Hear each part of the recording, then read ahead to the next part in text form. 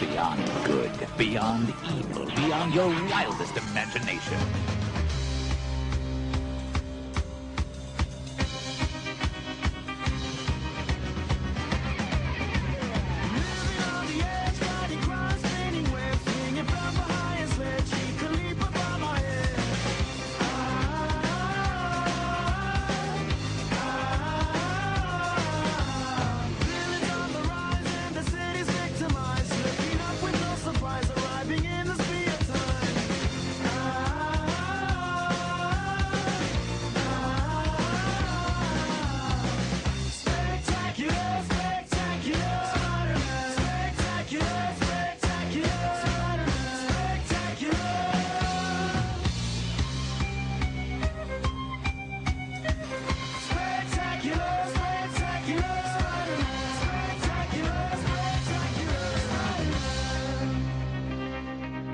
Hello and welcome to episode 22 of ToonCast Beyond, brought to you by the GeekCast Radio Network. I'm your host, Steve, Jim and Mike, and joining me is Sketch1984. Hello.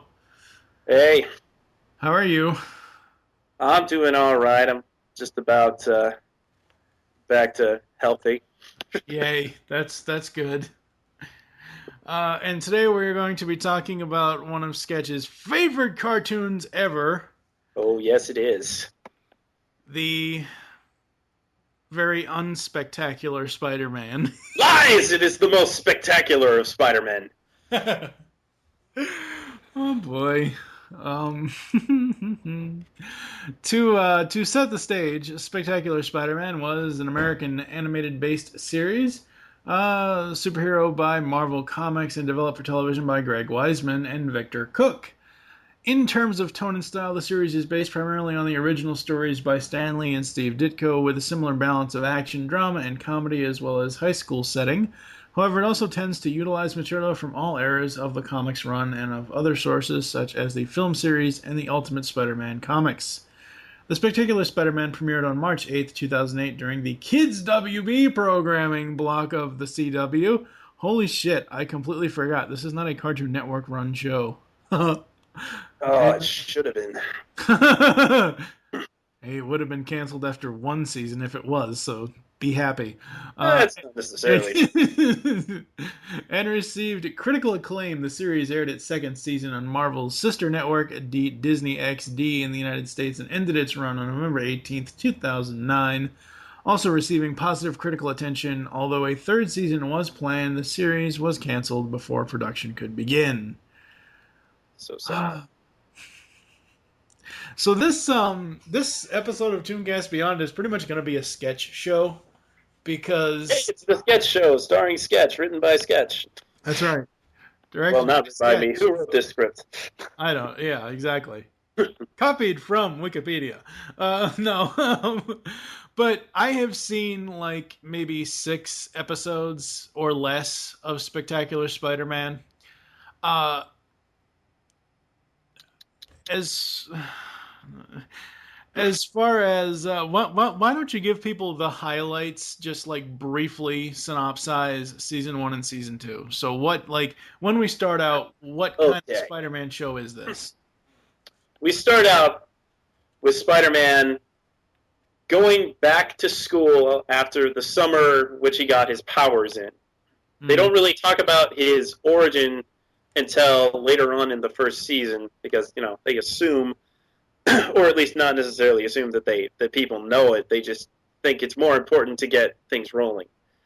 Right. So you have Peter Parker in high school, I believe it's his junior year, and he's with Harry Osborn and Gwen Stacy, and, you know, Flash Thompson and the usual people and his crew. He's living with Aunt May, and he's trying to get a job at the Bugle with his Spider-Man pictures because Aunt May needs help with money. So Aunt May always needs help with money. Yeah. Now, let me stop you just for a second, just because the episodes that I've seen of this, Aunt May is slightly younger than she's normally portrayed, isn't she? You know, she seems a bit younger because she's into cooking and doing some stuff. Actually, Not quite as young as the interpretation in Ultimate Spider-Man, but I suppose maybe some attributes came from that. Right. So Spider-Man's in high school, and the criminal empires are getting fed up with Spider-Man putting the hurt on their goons. In the very first episode, he takes down Flint Marco and I can't remember the name of the guy who becomes the Rhino. The Rhino. I mean, we really need to know what Rhino's name is. I mean, he's the Rhino in everything, so. That's a good point. All right, so the big man of crime wants somebody to stop Spider-Man. So first he hires some particularly good thugs called the Enforcers. And they don't get the job done. So he decides to enlist the help of Norman Osborn in getting some super criminals. Is there mutagen involved in this? Huh? Is there mutagen involved in this? Sorry, bad turtle joke. Bad turtle joke. There is some mutagen at points, actually. Oh, God, I called it. Holy shit. Well, most of the genetic freaks come about through, as like the movie, genetic manipulation as opposed to radioactive waste. Cool. So, like the movie, Spider-Man gets his powers from the genetically altered spider. And he ends up working with Dr. Connors as a intern with Gwen Stacy and Eddie Brock, who in this interpretation is both a jock and a brain. I guess they wanted the best of both worlds on that one. Wait a second. You just said Eddie Brock is a jock and a brain? Yes. Apparently he had a good career as a football player in high school, and then when he got into college, he became strictly a brain, which he explains to people at some point. Wow. Yeah. And he's a smart guy, at least initially. And in this story, he and Peter are old dear friends, kind of like the Ultimate Spider-Man. Oh my God. Okay. Yeah. So, Norman Osborn has hired Dr. Otto Octavius to do various experiments to come up with supervillains. And that's how we get the Sandman and Rhino. Yeah, I guess it was just Sandman and Rhino that he comes up with. Other various experiments and misexperiments cause Electro. And in this series, Electro was just like a college student who knew Eddie Brock, and he was at Dr. Connor's lab helping with some repairs, and he gets attacked by like electric eels that have been supercharged and genetically altered. Yeah. That's how he gets his powers. And then the electricity that he causes does the formula that Kirk Connors has been using on his arm and electrifies it and makes it more potent, which causes him to turn into the lizard. So you find that like everything is connected in some manner. Wow. Like glider technology that would eventually become the Green Goblins was designed by Adrian Toomes, the Vulture, who in like the first episode attacks Osborn, saying, and this is just the most ridiculous thing for a villain to do, is just, all right, Osborn, now that I've got you hanging in my clutches well over the city, what I want from you is an apology. You want an apology, really? Yes, an apology. A public apology! Oh, boy. Oh, my God. But a lot of the villains are actually very threatening. Very, very threatening. And there's this whole overarching, the big man of crime, who's actually, he's Tombstone. And he goes by different personas, as he is both like a businessman in the world and also an evil underground bad guy type fellow. Who the hell is Stan Carter? Stan Carter? Mm-hmm. Stan Carter? Ooh. Yes. Oh, never, he's a policeman. I'm sorry. I'm listening to what you're telling me, but I'm just my brain is breaking as all this information is flowing into it, and I'm looking at the voice cast, and a name popped up to me, and it's like, hey, Biff's in this series because Thomas F. Wilson voices one of the police officers. Oh, yeah, So sorry. Go ahead, continue. very impressive cast. Yes. So you see, you have various factions competing for control of New York City, including the Big Man, eventually the Green Goblin, what have you, and various experiments and accidents cause Dr. Octopus and various other villains. And Shocker shows up as one of the enforcers, becomes Shocker when he's given the opportunity to take down Spider-Man for getting his butt kicked so many times. Mm. And other villains vaguely show up in the first season. You have Quentin Beck and Phineas Mason show up as Chameleon's associates. And Chameleon only shows up for like one episode when he's impersonating Spider-Man. Mm. Alright, so various things lead up to the Green Goblin showing up. And it's all a big who's the Green Goblin thing going on in the first season. Yeah. And the Green Goblin is the guy who actually caused Dr. Octavius's experiment to go wrong, making him Dr. Octopus. So once again, everything is connected. So far from what you've told me and from what I've read about this series, it's essentially, hey, let's extend Spider-Man 1 and 2 into an animated series and make the continuity all connect and convoluted and fucked up. Because this connects to this connects to that. Because this guy did this guy does that.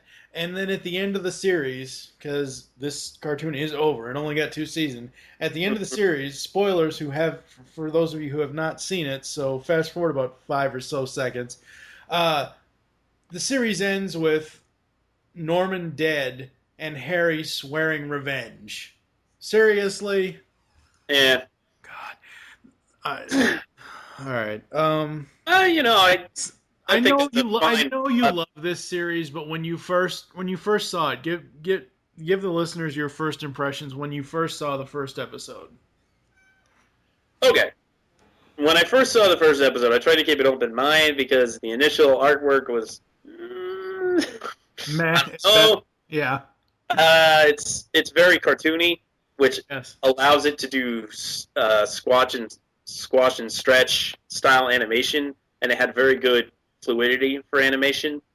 Yeah. So I liked that feature, but at the same time, it took a while for me to wrap my head around the look of the series, which was very, very cartoony compared to other interpretations of Spider-Man and other superhero cartoons at the time. Yeah. The first couple of episodes were entertaining, but not really that engaging.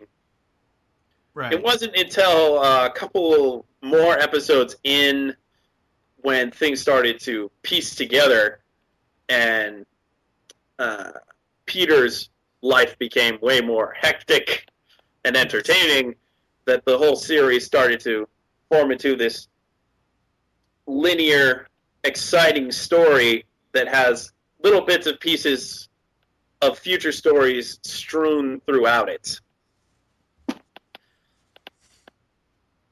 Yeah. It's a little bit difficult to get into if you're, from the visual perspective. I've seen lots of people say, I can't stand this show because of how it looks. I think that's a stupid argument, but it's valid. Some people just can't get past looks. But if you look beyond that, you'll see that this is actually a very well-written, very well-acted, honestly, sometimes quite hilarious from Josh Keaton's Spider-Man and his quips.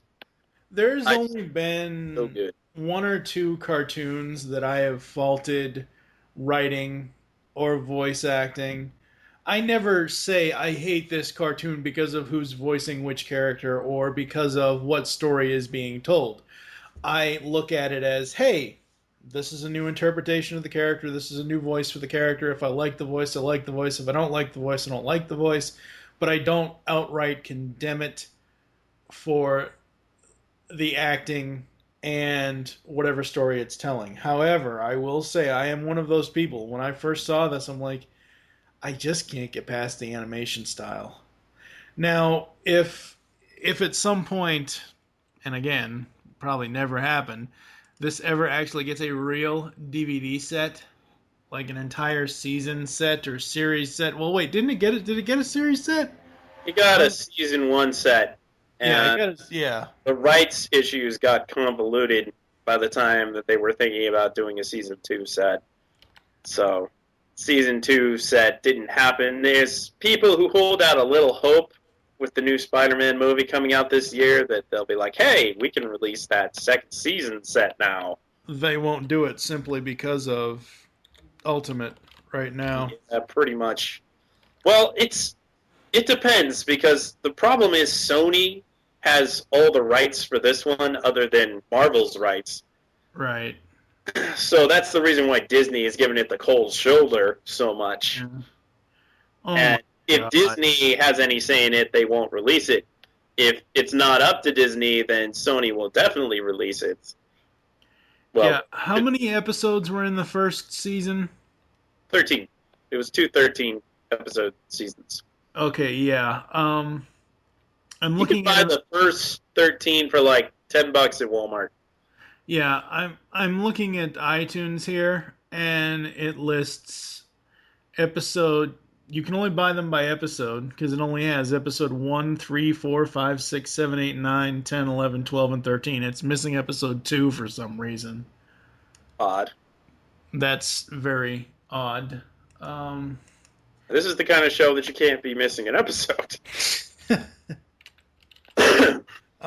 Yeah, and my first impressions when I tried to watch episodes was like, yeah, I just can't. I just can't get past the animation style.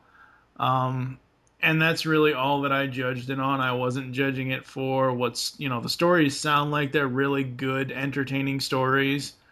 So I can't just judge it on that, Mm-hmm. alone. But I don't know. All right. Let me talk about the tail end of season 1, and then just Okay. kind of a brief on season 2.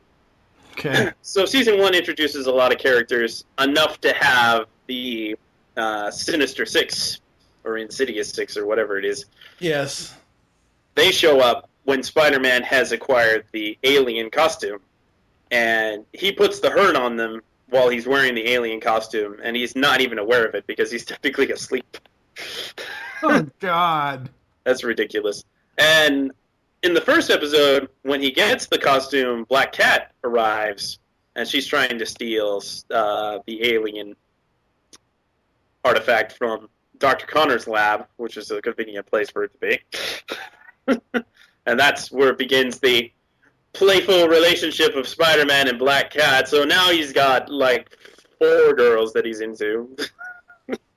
Oh my God. It's just kind of ridiculous. And he gets to the black costume, and always he thinks, "Oh, this is super great. It like makes me more powerful." And then eventually he realizes it's a very bad thing. And that's when they finally give you the backstory for Spider-Man with the death of Uncle Ben and all of that. And in a really brilliant move, they have Ed Asner voice Uncle Ben. That's kind of weird. Yeah, it's weird, yet it's fitting for the guy who played Jameson. In 94. The guy's been in like every Spider-Man cartoon. Yeah. But he played Jameson, and in this one he's playing Uncle Ben, the most important man in Peter Parker's life. At least Ed Asner wasn't playing Aunt May like he played Granny Goodness. Oh gosh, that would be hilarious and disturbing. So Spider-Man breaks out of the alien costume through the will. This is where maybe friendship saved the day. No, I think friendship saved the day with the Green Goblin, wasn't it? It was like, let's just be friends, Harry. I don't know. I forget. Not really. I don't know. He doesn't even realize that it's actually Harry until he takes down the Green Goblin, and I guess this is a spoiler, but whatever. The show's been over.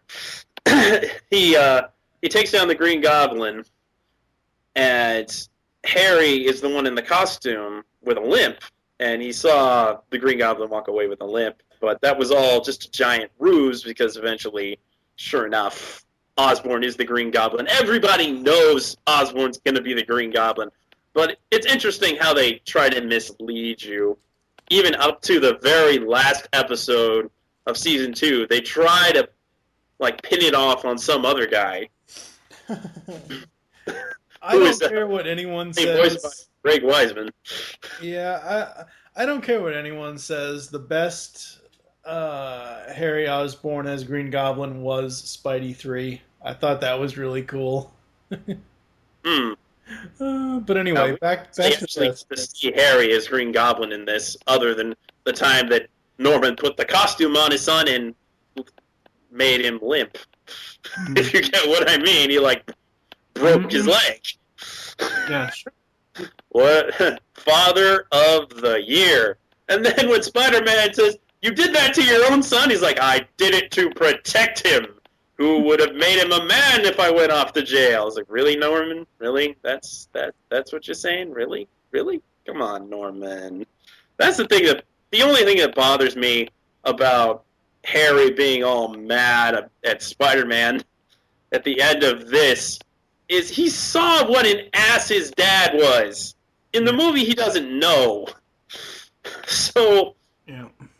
Once he knew in the movie, then he became a good guy. Yeah. In this show, they just kind of that it had a weak ending. I'll say that. It had a weak ending. They really wanted a third season, you could tell. It had a satisfying ending. A lot of things were taken care of, but it kind of had a weak ending. Anyway, after Spider-Man gets the costume off, we have Eddie Brock, who's been slowly but surely not so trusting of Pete lately, realizes, oh crap, he's Spider-Man. No wonder all this stuff happened, and that makes him just mad enough. And then he's Venom, and he tries to ruin Spider-Man's life. Spider-Man takes down Venom in the season finale, and he gives Gwen Stacy walks up to him and gives him a kiss, and that's how the first season ends. And you're thinking, oh, Pete and Gwen are gonna, finally gonna get it on, despite, a little bit of attraction to Mary Jane, a little bit of attraction to Liz Allen for whatever reason, thinks that Pete needs to be her boyfriend because Liz Allen gets what she wants. Then the second season opens up, and Pete is just juggling these feelings, and the master planner, who is actually Dr. Octopus, which should also be pretty obvious, I believe that's how it is in the comics, breaks out a bunch of other supervillains after he tangles with Mysterio, who showed up in the first season out of costume. And he's all indignant when Spider-Man takes him down. He's like, oh, now surely you remember who I am. No, not really. I was the waiter on the boat. Oh, okay, whatever you say, buddy. So he gives him Mysterio a hard time. And all of his is magic tricks, as per usual, special effects. And he has these little bat-like minions, and I could immediately tell that one of them was voiced by Stephen Bloom. Yeah. Because anytime Stephen Bloom does a high, squeaky voice, as I always know it's him. Yep. Oh, boy. And the Hunter shows up, because the Master's Planner sent him this description of Spider-Man and said, this is a worthy prey, you should totally go after him. So Kraven shows up and fights Spider-Man once or twice, and he loses. So he's mad, and he brings his lion. Well, it's not really his lion. He says nobody owns the lion because he's Kraven, and he's like that. Hey, Kraven eventually ends up at Dr. Miles Warren's lab. Dr. Miles Warren, who was another famous character, I believe he was the Jackal eventually. He never becomes the Jackal in this series. Probably would have been in season 3. He's working at Dr. Connor's lab where he saw the research for the lizard DNA, and he's decided he wants to apply it to mammalian DNA. And this is maybe a curious misstep for this show. They made Craven a genetic freak. Throughout this whole thing, I'm thinking this show's story is so convoluted. Oh God. Honestly, let's get a little convoluted. I will get. Yes, it does. Let's talk about the cast. Let's talk about the who's who. Because wait, I'm almost done. So Spider-Man takes on the Sinister Six again, slightly different team, and then the Master Planner has a scheme. He has a master plan, of course, and then there's this gang war. And they're cramming a lot of stuff in here. This is gang war, and then Shocker comes back, and the other enforcers get super suits to fight Spider-Man in one episode. And then, honestly, the most unnecessary thing in the second season is they introduce Molten Man as Liz Allen's brother, Mark Allen. Yeah. And he gets his powers, like, 3 episodes away from the finale just so he can... I don't know why they even included it. It was dumb. Like I said before, the season ends with the apparent death of Norman. And, Harry being like, "Oh, you killed my father. I fucking hate you." But in the end, it was revealed that Norman actually survived and was leaving the country. Oh, God. How is that a cliffhanger if they wanted to get a third season? No wonder they didn't get a third fucking season, even with Ultimate coming up. Oh, God. Let's talk about the voice cast. Because my brain is just, like, ready to explode after all this. Because the story's just... Sure, you wouldn't have if you, like... I realize it is a lot of stuff to explain. It's really packed it. They packed it. Real tough. So the main cast consists of Josh Keaton as Spider-Man Peter Parker, Vanessa Marshall as Mary Jane Watson, Lacey Chabert as Gwen Stacy, James Arnold Taylor as Harry Osborn, Darren Norris as J. Jonah Jameson, Alan Ratchins as Norman Osborn. Oh, hey, it's Larry from Dharma and Greg. Anyway, Joshua LaBarre as Flash Thompson, Alana Ubach as Liz Allen, and Clancy Brown as George Stacy. In the recurring cast, Steve Bloom plays the Green Goblin. He plays a couple other roles as well. Kevin Michael Richardson plays Coach Smith. What I find really interesting is that Clancy Brown plays Ox. It's kind of cool. He's also Rhino. Yeah, he's Rhino too. Oh boy. Overall, what did you think of the voice cast for this series? Oh, absolutely phenomenal voice cast. You know, I believe this had the same voice director as Young Justice, and it has quite a few of the same people. Mm-hmm. Yeah. I gotta say, Josh Keaton is my favorite Spider-Man. I just adore that interpretation.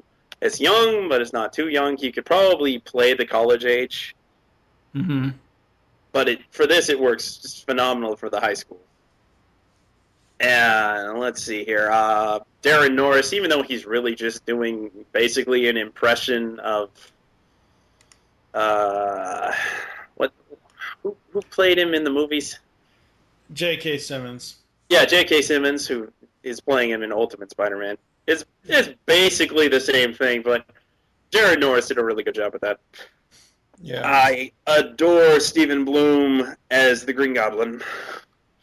He is absolutely wonderful. Peter McNichol as Dr. Octopus is great because he's kind of timid and then he's really wicked, and it's just lots of fun. Trisha Helfer as a very sexy Black Cat, and Vanessa Marshall as a very sexy Mary Jane. And I really enjoy Lacey Chabret as Gwen Stacy.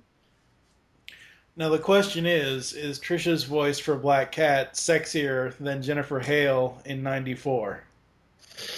Ooh, that's a toss-up. That's a toss-up. That is a battle. That's definitely a battle of the sexy. Yes.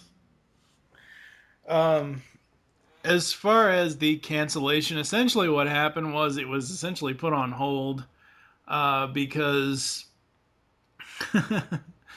let's see, the effect had on the Spectacular Spider-Man's future was unknown at the time. President of Marvel Animation Eric Rollman further stated that no decisions have been made either way regarding the fate of the series. And of course, on April 13th, 2010, Marvel announced that a new series based on the Ultimate Spider-Man storyline would be aired on Disney XD April 1st, 2012. The same day, Greg Weisman told IGN, "I've heard nothing directly from Marvel, but I think the Ultimate Spider-Man announcement makes it fairly clear that Spectacular is over." Marvel Animation and Sony also commented on this to Marvel Animation Age, confirming that the series has ceased production. It's gotten, really great reviews for the most part. You love it. I'm sure a lot of other people love it as well. And for a cartoon, especially a Spider-Man cartoon, to last more than one season, really, because you look at the history of Spidey cartoons, at least from '94 to now. '94. That is a bit of an accomplishment. That's right. That's more than Unlimited and the new animated series got. Yeah. Spidey '94 lasted 5 years, simply because I think it was on Fox. Unlimited got one season. New TAS got one season, and this got two, because this was the next one after the MTV Spidey. Who knows where Ultimate will go? It's planned for 52. Just because it's planned for 52 doesn't mean it's going to get 52. Gosh, I hope it doesn't, unless it gets way, way better. Right now, I can't even consider it a Spider-Man cartoon. I can't. I haven't seen it, so I can't really compare it. So, as far as comparisons, let's talk about how the show stacks up within the same franchise. I did list Ultimate, but since I haven't really seen it, I'm only counting it again. I'm only counting this against the other three, or the other two. No, the other three. That's named incorrectly. Versus '94, new TAS and Ultimate, or not Ultimate, Unlimited. This one is okay. It's not the best, but it's not the worst. I still prefer '94. I would say that this is better than Unlimited. But one of the reasons why I liked Unlimited was because of, essentially, it's a continuation of '94 with a slightly different design as far as the costume. I'm sure eventually I'll be able to, sit down and really watch this and analyze it for what it is, but I just can't get past that animation style. It's too goofy for me. I don't know. What about you? I'm going to say, without question, I loved Spider-Man '94. It's aged pretty well. Spectacular Spider-Man is the best Spider-Man cartoon ever made. Possibly the best that will ever be made. That is my opinion. And let's talk about how it stacks up against shows in the same genre. I listed on here Iron Man '94, X-Men '92, X Evolution, Wolverine and the X-Men, Batman and Superman and JLU. Obviously, it's not going to hold a candle to any of the DC stuff. It just isn't. It's just not. No way. I'm not going to say it doesn't hold a candle. Well, it doesn't. It's a very, very flickered candle holding stuff to like BTAS and STAS and JLU. So, um, In my preference, it goes Batman, JLU, Superman, Spectacular Spider-Man, as far as all animated superhero shows go. I can. Yeah. I might even put Spider-Man and Superman in a tie. Yeah. Maybe. Because Superman had a lot of really great episodes, but it also had a lot of really bad episodes, too. Yeah. It had a very good consistency, and I enjoy it, and I think more people need to appreciate it more, because it's easily the best Superman we're probably ever going to get. Yeah. And it usually gets, overshadowed by Justice League and Batman, mostly for Batman. Well, there. Yeah. I like Justice League better.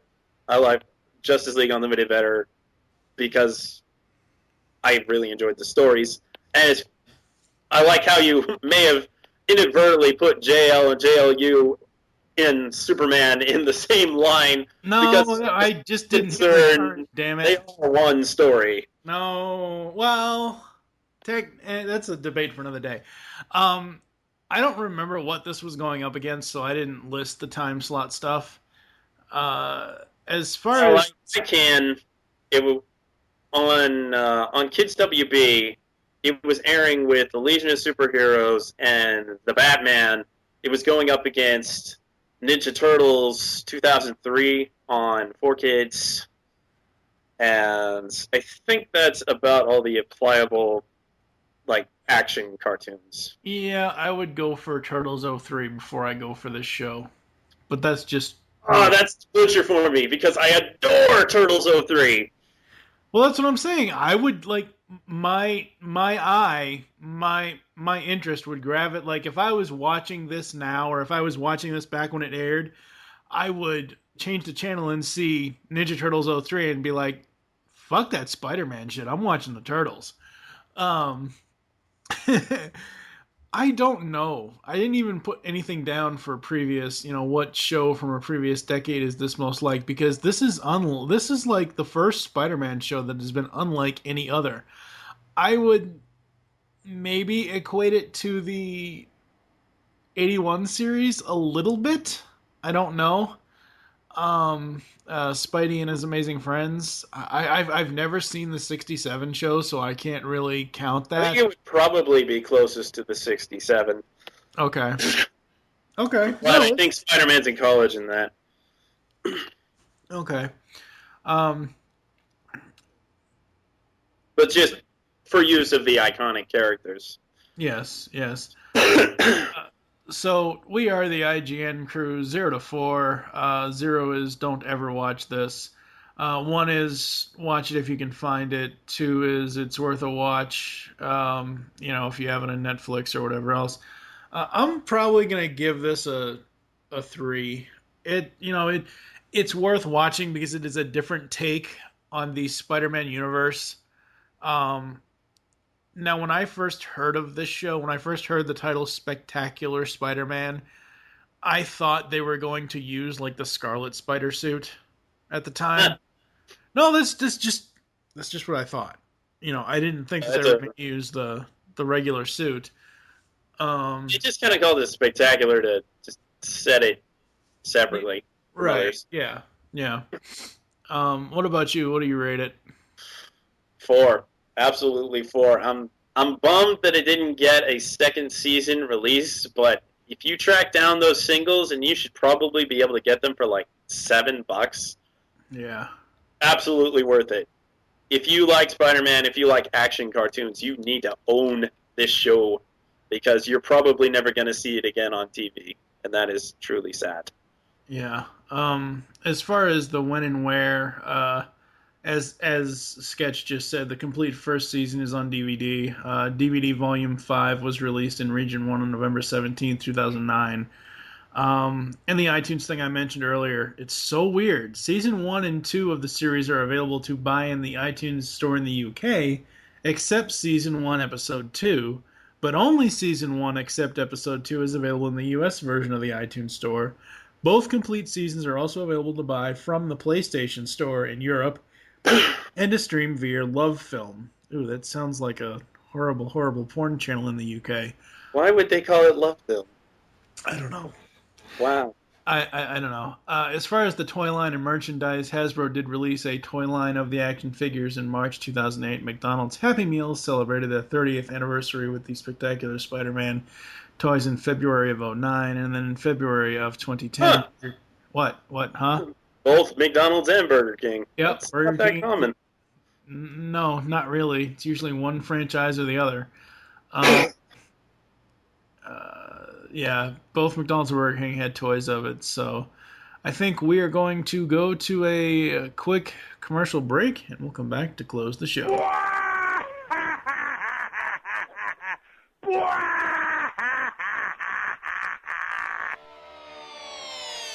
Like animation? Come listen to Animation Aficionados. And if you disagree with us, you could be a guest on a future show. Available on iTunes, the Zune Market, and animationaficionados.com.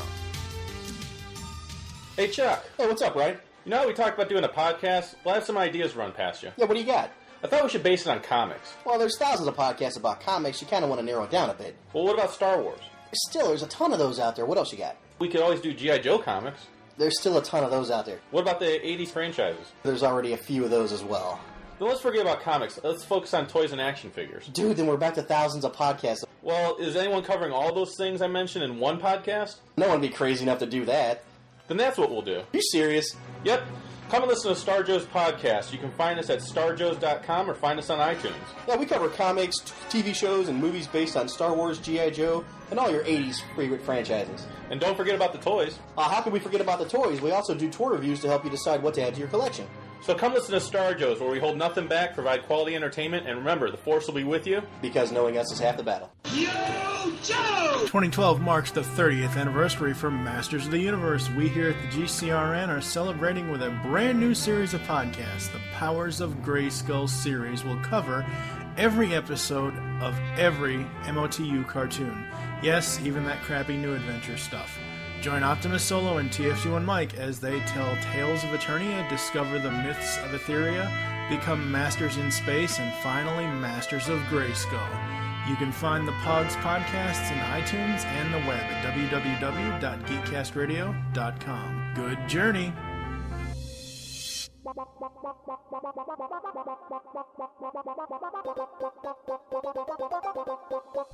You can now hear the GeekCast Radio Network while on the go with Stitcher Smart Radio. Stitcher is a free-use and talk mobile app available for your smartphone.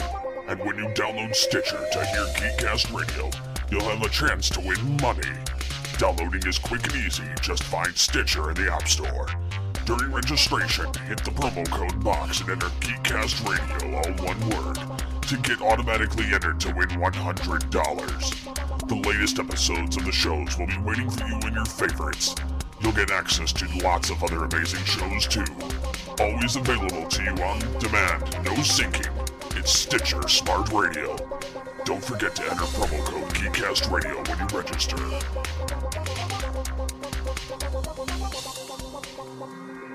Hey yo, this is Gear, and when I'm not helping out my pal Static, I have my backpack always playing Geekcast Radio Network. Alright, so I'm going to give my final thoughts on this show first, since I know Sketch likes it more, so I am very open to watching the show. I will check it out more. It was on Netflix for a while, but then I guess the license got expired or something for Netflix, and it's no longer on Netflix. Never put up season 2. Huh? They never put up season 2 at all. Well, the funny thing about the Netflix, when it was listed, when I first joined Netflix and it was on there, it was like volume 1 here and it was like 5 episodes. Volume 2 here, it was like 5. It was like different volumes. I'm like, why aren't you guys just putting it as a complete series and listing season 1, season 2? And they never did. So I don't know. Overall, I'm interested to learn about or watch this very convoluted storyline. What are your final thoughts on Spectacular Spider-Man? This this show, more than any other Spider-Man series, is like a love letter to Stan Lee and Ditko. It Even really more is. than having Stan on the top of the building? Sorry. Well, Stan showed up as a guy. At the beginning of the second season, Stan showed up as a worker on a dock, and he says, "You know, I hate when I stick my tongue against the boat and it gets stuck there. You know, I just wanted to say I hate that." And then Mysterio shows up, and he's all magnificent and freaky, and Stan's like, "Are we being punked? I hate that." Yeah. So Stan Lee, he always finds his way into Spider-Man cartoons. And God bless him. Yes. So yeah, everyone should check it out just for the sake of, saying that you were able to see it and, make your own judgments on. It's not a big commitment. It's just 26 episodes. Oh. You might have trouble tracking them down, though. Yes. Thank you for joining us here on ToonCast Beyond. There are several ways to get in contact with us to leave feedback for the show. Visit the website, geekcastradio.com. You can comment on each and every episode post. You can also leave us direct voicemails over there. If you have a USB headset or microphone, leave the show's feedback in iTunes. Please do this. Follow us on Twitter. The show name there is ToonCast Beyond. Also follow at Geekcast Radio. Mine is TFG1 Mike. What is your Twitter?